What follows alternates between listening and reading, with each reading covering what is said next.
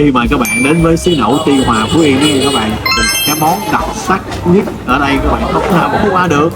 Bất kể một cái người nào khi đến Phú Yên cũng đều phải ăn món này, đó chính là mắt cá ngừ đại dương các bạn ơi.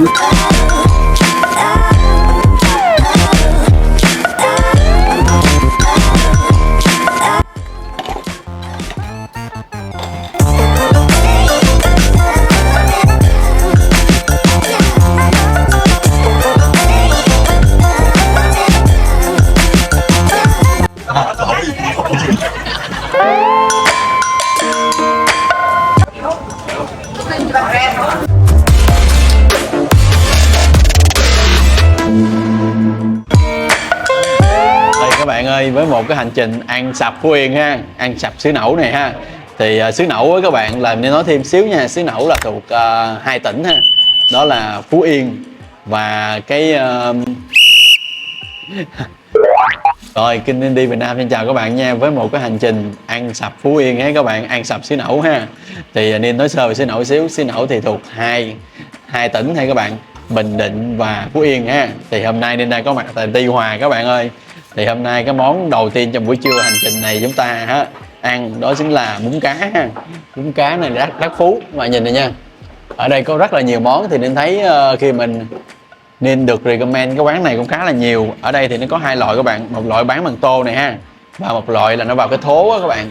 Cái thố như trên này các bạn thấy nè ha, có rất là nhiều ha. Đó, và nó có luôn cả gọi cuốn nữa, chả cá cuốn và cái thịt luộc cuốn nữa.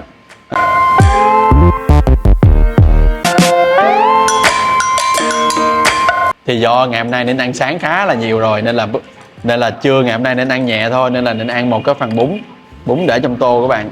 Thì gồm có chả cá nè, đó, chả cá chiên ha, và nên kêu một cái phần thập cẩm các bạn là có đủ luôn, và cá dầm nè. Đó, cá dầm có cái chả cá mà chả cá này chả cá không phải chả cá chiên, chả cá thường. Rồi có thêm sứa nữa. Ồ, các bạn thấy sứa bự không? Sứa này rất là lớn ha. Đó, và ăn kèm đó là cái nước lẩu đó, các bạn thì làm từ trong rất là trong á, có cà chua, có thơm, có hành tiêu, và bên đây là ăn kèm là salad người ta cắt nhỏ ra. Thì nên thấy ở ngoài miền Trung với các bạn đa phần là salad với bắp cải người ta cắt nhỏ ra ha, với rau thơm bỏ chung vô ăn. Và đặc biệt là nước chấm này các bạn, cái nước chấm sệt vậy nè. Nước chấm này sệt này để cho các bạn chấm cá, không? Thì các bạn nào thích ăn cay thì bỏ thêm ớt vô nha. Thì mình sẽ chan chút xíu lên đây ha, với mấy trái ớt này cũng rất là thích. Đó, thì để nên ăn coi cái bún cá này ngon hơn các bạn nha.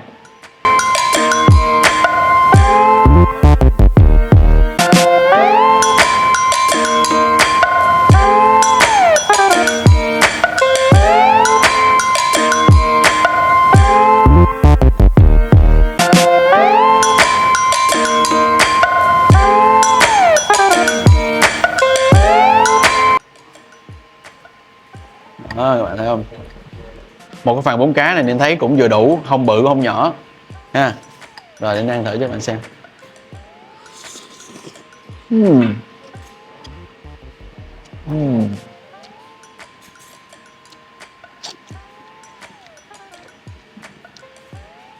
Thì thật sự mà nói ở ngoài Phú Yên nó rất là nóng các bạn ơi, thật sự nóng thật sự luôn á, nóng còn hơn ở Côn Đảo. Nhưng mà được cái khác Côn Đảo là ở đây có gió, Côn Đảo có gió. Thì mình ăn một cái miếng bún đầu tiên đó các bạn, trong cái nước lèo kết hợp với bún ngọt thanh nha. Để nên ăn thêm miếng chả nên mình lượn luôn. Cái chả đá cá mà đây người ta nói 100% nguyên chất. Khi các bạn ăn vào cảm giác rất là thơm, nó thơm, và cái lớp vỏ nè, nó thơm cái lớp vỏ chiên ha. Thì cái chả cá này người ta đã tẩm gia vị rồi nha các bạn, nên mình ăn rất là thích. Bạn thấy không, người ta mà nên chảy nước luôn, nóng lắm các bạn ơi. Còn tiếp theo là miếng sứa nè, sứa, các bạn thấy miếng sứa rất là bự không? Đó, ở trong ha, thì để nó ăn thử.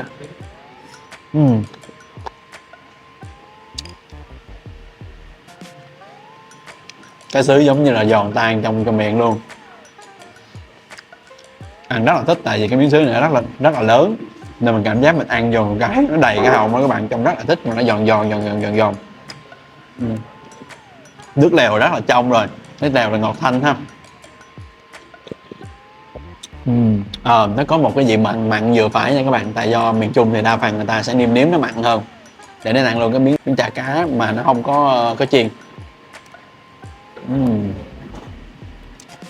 Chả rất là dai giống như được quết lên. Nói chung là mình thấy cái món ăn ở đây nó vào buổi trưa á thì nó khá là hợp lý để cho các bạn lựa chọn một cái nơi ăn ha. Thì Niêm mong rằng các bạn có cơ hội đến đây ăn thử cái món này nha. Thì cái món bún cá thì nó quá quen thuộc rồi ha, nhưng mà ở đây nó có kèm được nhiều món khác nữa. Thì Niêm mong rằng các bạn tới đây các bạn ăn á thì các bạn sẽ có một cái trải nghiệm gì đó cho buổi trưa, đặc biệt là có một cái món cho buổi trưa các bạn dùng thử để mà trải nghiệm ở nơi xứ Nẫu nha các bạn.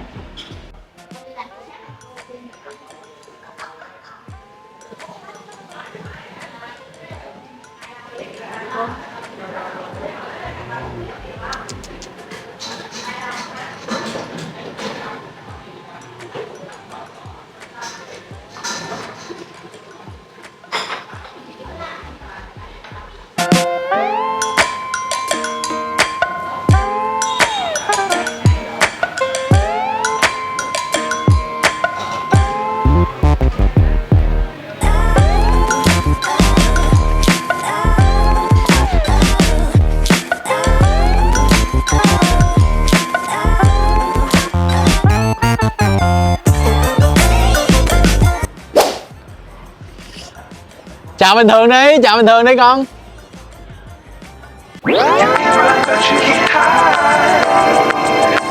Sau khi mà đi Tháp Nhạn xuống các bạn không thể bỏ qua cái hàng quán á, thì ở đây nó là một cái đường luôn á, nó gọi là cái phố đi bộ luôn các bạn, là Lê Trung Kiên nha.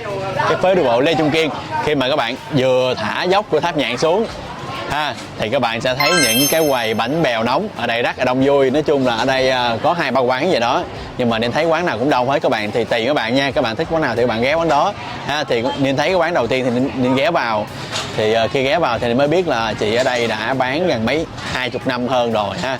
Thì cái bánh bèo này các bạn, cái quy trình đó là người ta đã làm sẵn cái phần bánh rồi, người ta để trong một cái nồi hấp giống như cái nồi hấp bánh bao đó các bạn.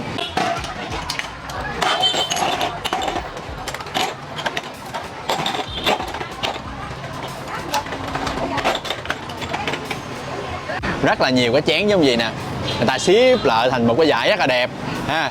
Rồi xong á, khi mà các bạn kêu ra một phần á, ở đây một phần là 10 cái chén giống gì nè các bạn, 10 cái chén giống gì nha. Nếu các bạn nào mà ăn mạnh á là nên ăn một người một phần, là nếu mình đi 2 người là ăn 20 cái chén giống gì ha.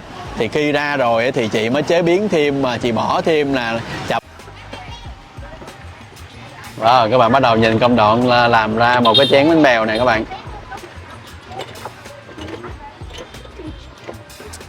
Chị làm quá điều luyện rồi. Bán này lâu cho chị? Lâu. Gần 20 năm rồi. Wow.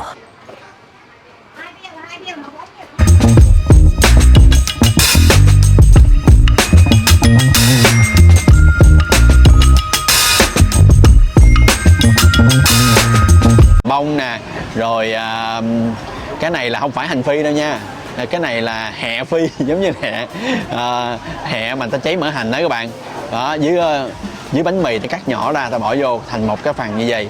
Thì với thứ hai nữa là mình chấm với cái nước mình chan cái nước mắm này nè, nước mắm ở đây người ta làm, các bạn thấy không, đặc sản của Phú Yên là cái nước mắm này nè các bạn, nó với kẹo vậy đó, thì các bạn chan lên. Wow, bạn thấy không đó. Rồi các bạn sấy một vòng cái muỗng đó, nó ra nguyên một cái nên làm gì là chưa đúng nữa nè, thấy không. Rồi các bạn đưa lên miệng.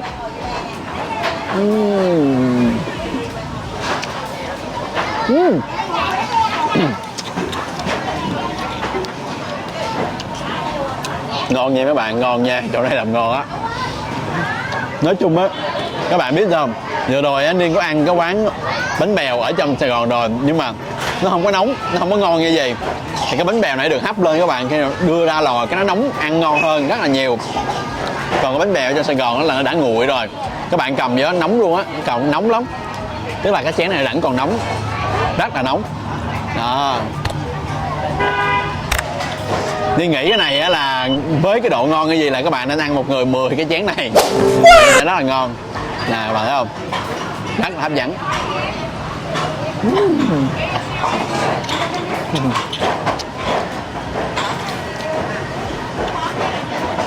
Cái cảm giác ăn bánh bèo nóng rất là ngon các bạn ơi. Mà nói chung mình nói về bánh bèo thì miền Trung ai cũng biết rồi ha, nên là Niên không cần phải nói nhiều về cái độ bột hay là cái độ giòn hay là cái độ của chà bông ha, thì các bạn sẽ cảm nhận được. Đây ở đây mà các bạn muốn ăn đúng bài hơn nữa là phải uống thêm ly nước mía nha, và ăn thêm một cái bánh này nữa, cái chả lụa ha các bạn. Đúng bài lắm luôn. Đây. Rất là ngon. Đúng bài hơn nữa là phải cắn miếng ớt nha các bạn. Xuất sắc.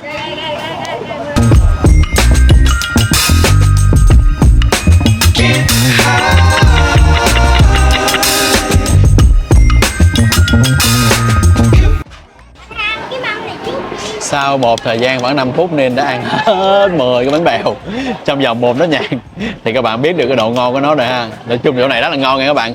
Nhưng mà các bạn nên nhớ khi đi một cái địa điểm á, các bạn nên nhớ nha, cái hàng chữ mà để cái món nào bự nhất thì các bạn nên ăn món đó thôi, còn những món khác thì các bạn có thể ăn thêm, ăn kèm gì đó.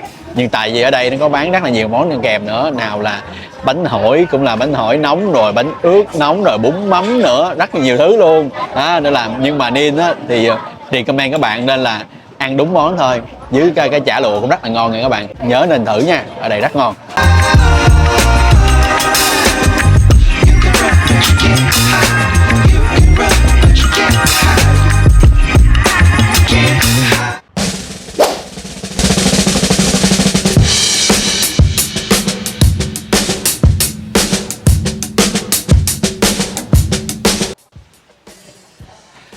Sau khi mà ăn bánh bèo xong với cả nhà, một cái món ăn tiếp theo khi mà đến với miền Trung xứ Nẫu Tuy Hòa á, chúng ta không thể bỏ qua, đó chính là bánh xèo.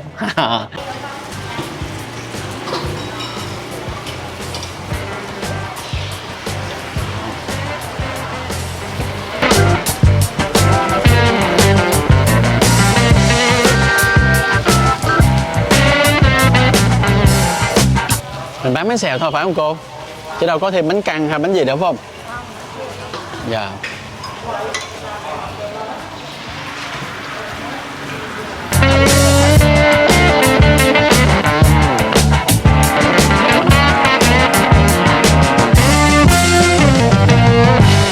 Thường bánh xèo là mình có nhân gì cô? Tôm trứng mực thịt. À, tôm trứng mực thịt. À. Bạn ơi, ở đây là bánh xèo là địa chỉ 20 Lê Thánh Tôn nha các bạn. Thì quán này bán Niên nghĩ chắc là lâu năm lắm rồi đó, trong một cái nhà cũng khá, Niên thấy cũng khá là cổ ha. Thì ở đây á có một cái món bánh xèo, và bánh xèo này á các bạn là nó có tới 4 loại nhân nha, tức là nhân thịt nè nha, rồi nhân tôm, nhân trứng và có cả nhân mực. Nhưng mà những cái đồ này Niên thấy rất là tươi, và cái miếng bánh xèo các bạn trông hấp dẫn không, bốc khói luôn nè, rất là tươi ha. Thì cô chiên tại chỗ, cô cho ra cái bánh. Rồi thứ hai thì mình ăn với cái rau, thì ngoài đây thì một số loại rau thì cũng rất là cơ bản thôi, là có rau xà lách nè, rồi rau thơm, rồi với giá ha các bạn. Rồi đặc biệt ở đây các bạn là cái bánh tráng này nè. Cái bánh tráng này á các bạn là loại bánh tráng mà nó bự như thế này nè, rồi sau đó người ta mới bẻ ra ha, người ta bẻ ra làm 2 hoặc làm 4, rồi người ta nhúng vào nước. Khi mà nhúng vào nước là dai cái bánh tráng này liền luôn. Đó là các bạn thấy không, nó vừa cứng vừa mềm dai dai, nó giống như là bánh tráng phơi sương ở trong Trảng Bàng vậy đó, nhưng mà cái này nó đặc biệt hơn nha các bạn, cuốn rất là ngon. Và 2 loại nước chấm đây, mắm nêm và nước chấm chua ngọt các bạn ơi, nhìn hấp dẫn không? Ra tới đây là các bạn phải biết ăn cay nha, miền Trung ăn cay lắm thì các bạn. Rồi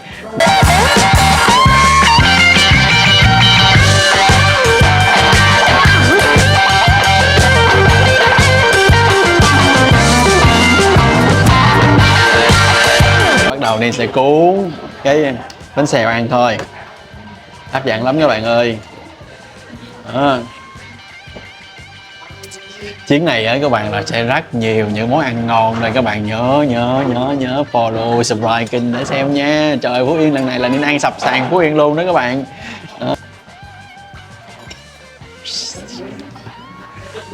Ôi ôi, cái bánh xèo bằng một cái dĩa nhỏ đâu nè, thấy không, để vô vừa bon cái dĩa luôn.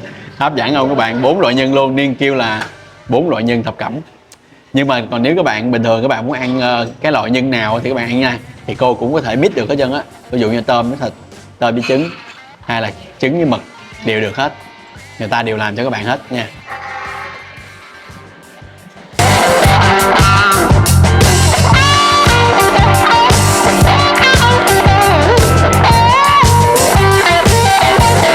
Sự thuần khiết nhất của đồ ăn đó là ăn bóc đó các bạn.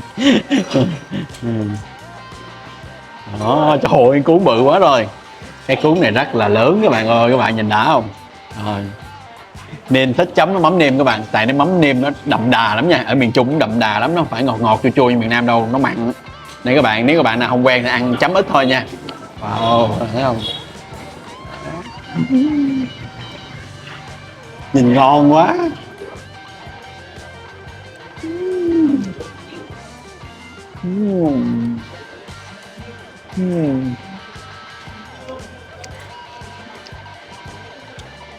Nói chung ra tới miền Trung các bạn thích lắm, đặc biệt hải sản nó tươi sống mà ăn rất là ngon.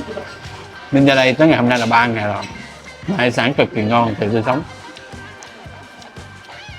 Và những cái món ăn vặt đặc biệt của miền Trung rất là ngon, những cái món này không thể nào bỏ qua được các bạn ơi. Tới là phải ăn, tới là phải ăn nha.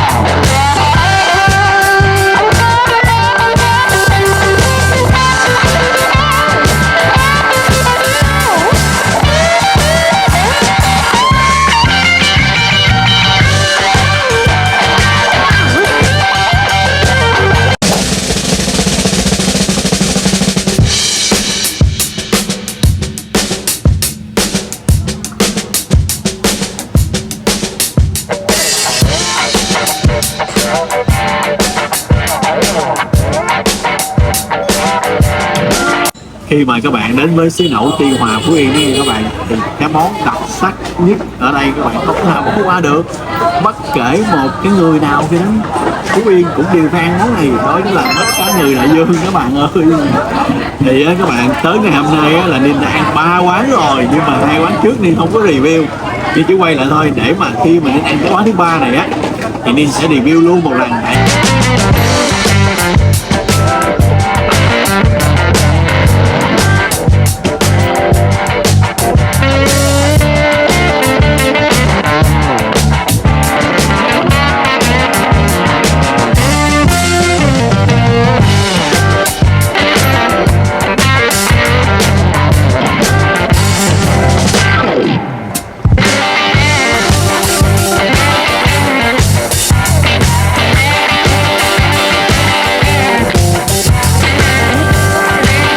Cái món này rất là đặc biệt ở Tuy Hòa Phú Yên, nên là nên phải ăn thử nhiều nơi để nên review cho các bạn xem.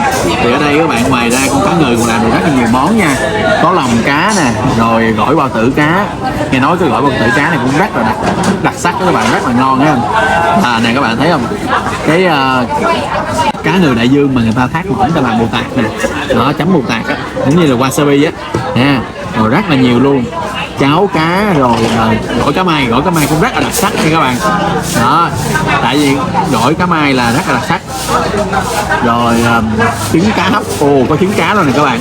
Đó, đường cá nướng, rồi mực cơm nướng, rồi ở đây có rất là nhiều loại lẩu dưới này ha. Thì các bạn nên nhớ nha, giống như là cái câu châm ngôn của Ninh luôn nói là một cái quán mà ăn cái món đặc sắc nhất của nó. Thì hôm nay là quán bà Tám thì chúng ta ăn món đặc sắc nhất, đó là mắt cá ngừ.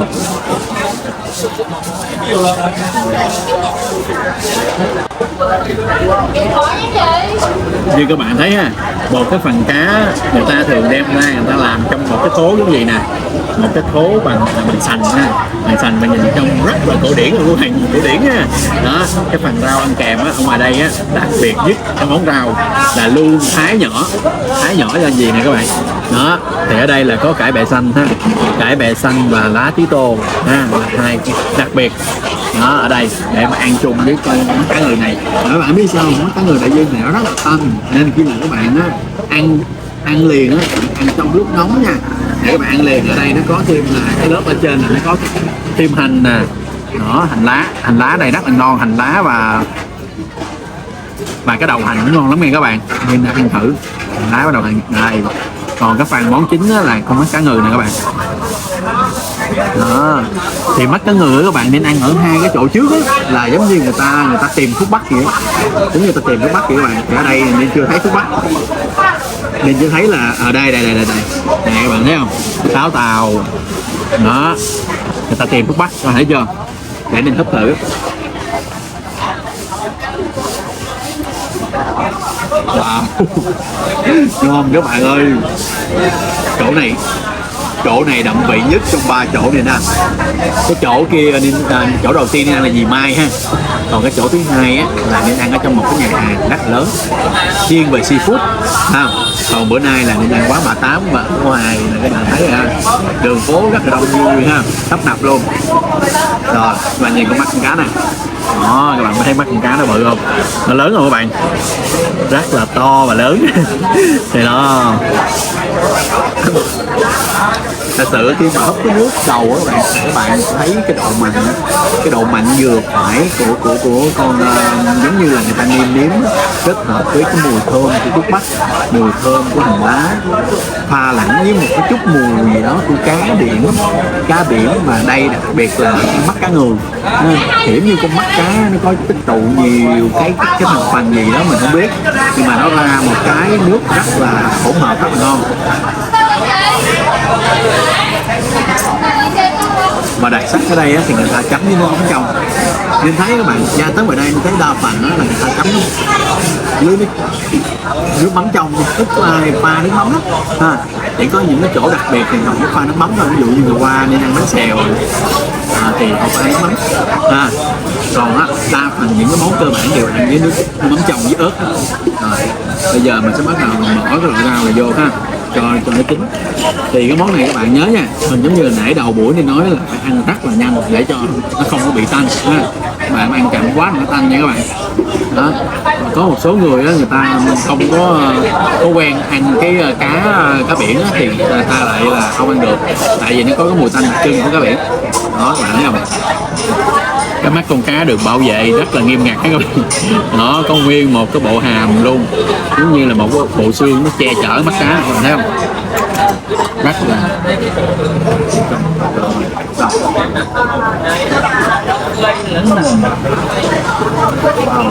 ngon lắm. Đây là phần trung tâm của mắt cá này các bạn. Rồi nó nhúng vô.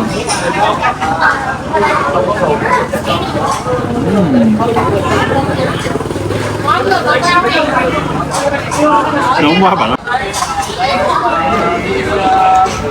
Cái lớp ngoài nó bao phủ bạn, bao phủ cái tròng mắt, cái tròng mắt á, nhưng mà các bạn ăn các bạn nếm thử bạn thấy rất là cứng nghe, cái tròng mắt con cá rất là cứng, nhưng mà nó được bao phủ lớp ngoài rất là béo đó, nên là khi mình ăn nó hòa quyện giữa béo và cứng, nó tạo ra cảm giác sực và tan chảy, nên là mình ăn vô cảm giác nó rất là lạ miệng, rất là ngon ha. Thì nên thấy các bạn giống như là người dân Phú Yên rất là tự hào với cái món này luôn, tại vì hầu như là chỉ có Phú Yên làm món này thôi mà đặc sắc nhất luôn đó. Khi mà nói tới mắt cá ngừ người ta nhớ tới Phú Yên, nhưng mà đặc biệt ở đây là các bạn nên nói chia sẻ thêm với các bạn nghe, cái vùng biển này á là cái vùng biển mà người ta đánh bắt cá ngừ có thể nói là hầu như là tốt và nhiều nhất Việt Nam đó các bạn. Tại vì các bạn biết sao, vừa rồi có một cái đợt ha, thì những cái nhà chuyên gia mà đánh bắt của bên Nhật các bạn có qua hợp tác với Phú Yên mình ha, để mà đánh bắt cá ngừ, bảo quản rồi tất cả những khâu làm sao cho đạt tiêu chuẩn của Nhật đó các bạn, để mà xuất khẩu cá ngừ đi Nhật. Thì đây cũng là một cái số thông tin chia sẻ với các bạn. Còn bây giờ thì mình sẽ thưởng thức cái món cá ngừ này thôi các bạn ơi.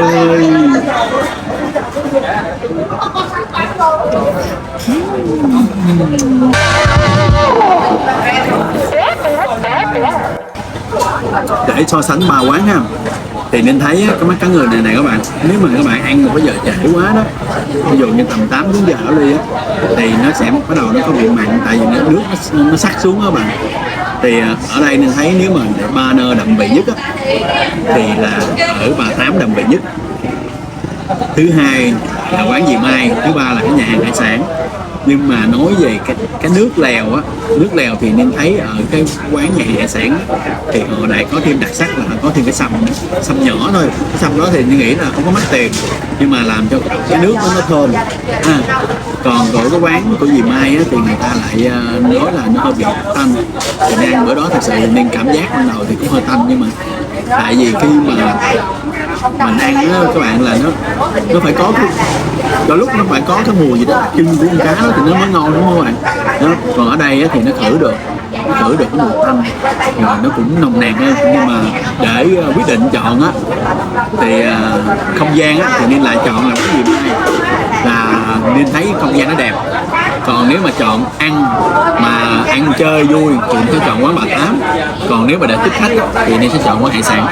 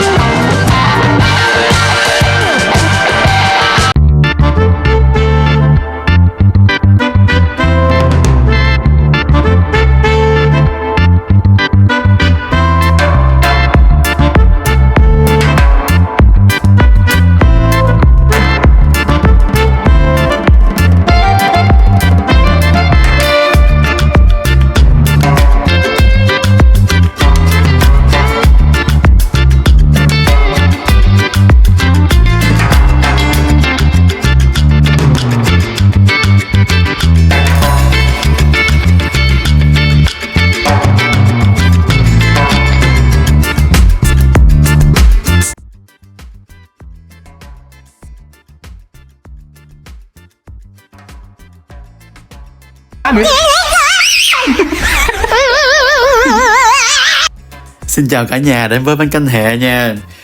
Cả nhà ơi, do một số sự cố về cái micro của Ninh khi mà Ninh về Ninh edit thì Ninh mới thấy được là do cái micro của Ninh nó chưa có bật, nên là mọi người không có nghe được cái tiếng trong cái phần vlog Ninh giới thiệu cái bánh canh hẹ này. Ninh rất là buồn cả nhà. Đây cũng là một trong những cái vlog mà Ninh rất là mong chờ cái thước phim này luôn, tại vì bánh canh hẹ thật sự rất là đặc sắc ở đây nha cả nhà. Thì Ninh nói lại cho cái vlog mà Ninh đã review ha. Xin cả nhà bỏ qua và sẽ xem tiếp bằng cái đoạn ghi âm ha. Thì cái bánh canh hẹ này đó cả nhà là nó nằm kế bên cái chợ Tiêu Hòa nha. Nếu mà cả nhà đi mà các nhà nhìn trực diện chợ Tiêu Hòa thì nó nằm ở bên tay trái ha. Thì ở đây nó tới mấy tiệm bánh canh nghe cả nhà, nhưng mà cái tiệm bánh canh này là cái tiệm bánh canh mà nhìn đối diện nó có một cái tủ giống như là trong cái clip này đã quay ha, thì nó đúng nghe cả nhà.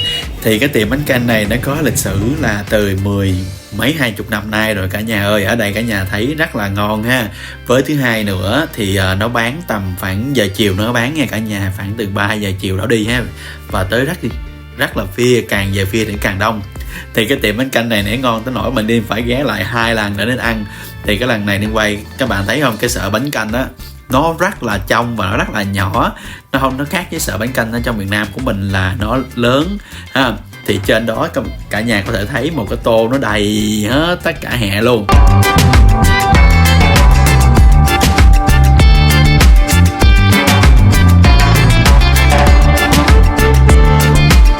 Thì nên kêu một cái phần là full topping luôn nghe cả nhà. Thì nó gồm rất là nhiều hẹ nhỏ, mà cái lá hẹ ở đây cũng đặc sắc lắm cả nhà, rất là nhỏ. Với thứ hai là cái chả cá người ta chiên ha, lên cả nhà thấy không, cái chả cá nó chiên nhưng mà nó rất là mỏng luôn, cái lớp chiên nó rất là mỏng và thịt không à. Và thứ hai nữa là cá dầm thì ở đây người ta làm với hình thức là ảnh không có dầm, nhưng mà ảnh dùng cái tay ảnh đánh, ảnh dùng cái đồ ảnh ấn xuống một cái thì nó ra được cái miếng cá vậy nè. Đó, nhìn trông rất là ngon, nhưng mà cái miếng cá này Niên nghĩ cả nhà nên kêu thêm một phần ăn thêm nha, tại vì cá rất là ngon. Và bên cạnh đó nó có thêm trứng cút nữa, và cái lớp nước rất là trong. Nên cả nhà thấy không, khi mà một cái lớp nước nó trong á, nó bao quanh với những cái hẹ lá nhỏ này nè cả nhà, thì cái hẹ này nó rất đặc biệt nha, không giống như hẹ miền Nam mình là lá rất là lớn. Thì cái hẹ này cái lá nó nhỏ thôi, ăn rất là thơm, rất là ngon luôn. Cái sợi bánh canh thì nó mềm mà nó dẻo dai.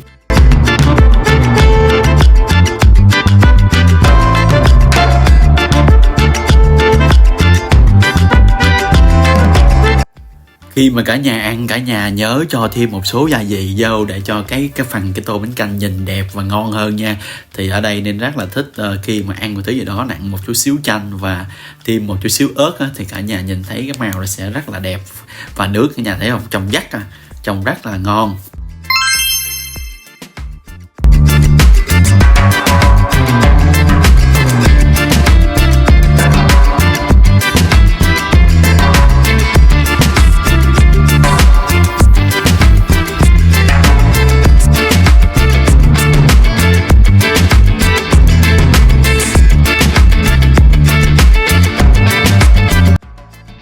Vậy là Nên đã giới thiệu đến cả nhà 5 cái địa điểm cũng như 5 món ăn rất là ngon và không thể bỏ qua khi đến với Tiêu Hòa Phú Yên. Cả nhà nhớ đón xem hết cả tập Nên đi Tiêu Hòa Phú Yên để xem hết cái hành trình của Nên nha. Đặc biệt là tiếp theo rất nhiều cảnh đẹp ở Tiêu Hòa và rất nhiều đồ ăn ngon nữa trong cái tập tiếp theo. Nhớ đăng ký kênh để ủng hộ Nên nha.